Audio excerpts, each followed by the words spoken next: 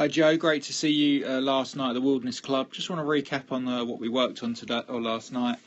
Really impressed with how you hit it anyway, Joe. I think you're a great player. I think we can only move in the right direction.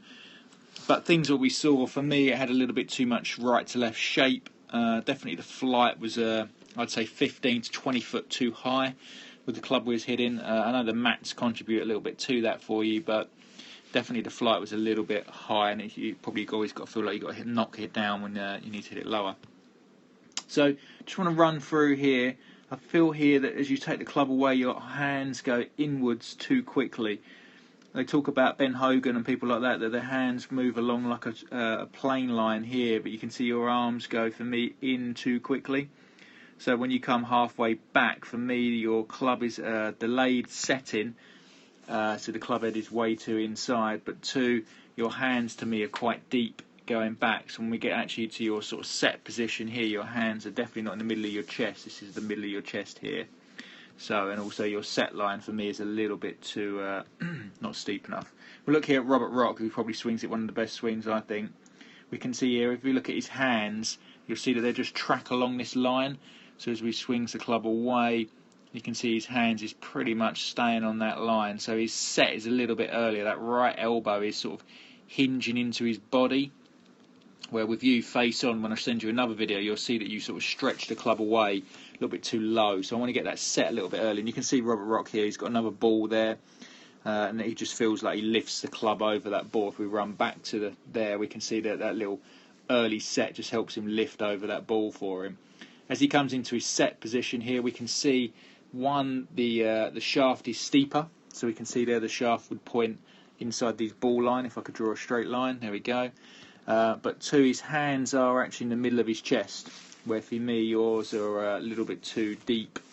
And then because yours are deep, Joe, what's going to happen is your hands, if you kept going on that line, your hands would finish sort of up here, in this sort of position here. But what you're going to do is you're going to work and lift up into here. So it's just not practical when you're hitting pitch shots and things. Then we can see your hands are starting to lift to the top, and you're actually getting, I think, a really strong position at the top of the swing. I'm just not keen on how you got there, and that makes a big difference when you're hitting sort of knockdowns and 3/4 shots. So we'll look at Rocky here.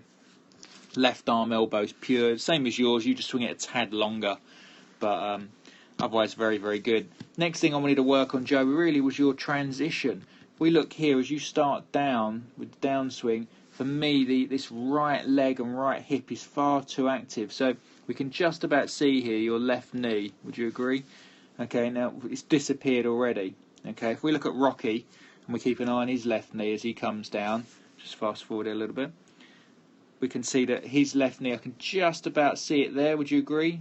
Gone, and now it's gone now. So his left knee's just disappeared out of view, but look how much further down he is in his transition. His left arm's out in front of him, club's cutting for his right forearm. Let's see how many frames it takes you. 1, 2, 3, 4 frames to catch up with Rocky.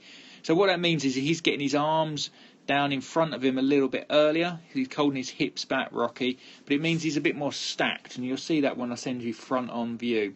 So coming into impact, your line's still pretty good, Joe, but you can see here when you're coming in, it's very underneath. I can see too much here of your left forearm, and you've got this little triangle of daylight in that gap there. If we look at Robert again, coming into impact, we see his lines are impeccable.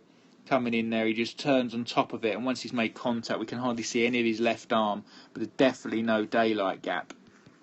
Okay, so that was the next bit we needed to work on for you, was holding that right hip back, and I gave you a good feeling of sticking the stick. Put that stick through your belt loops. That's really easy to stop it, but it's how you transition. We want to get that weight from the top of the swing into the left toe as you start to clear, and that will just stop you spinning, Joe. Really good. The last little bit quickly was your release pattern. We can see here you've definitely got a little bit of loss of loft, which is why you was drawing it. We look at Rocky here as he goes through.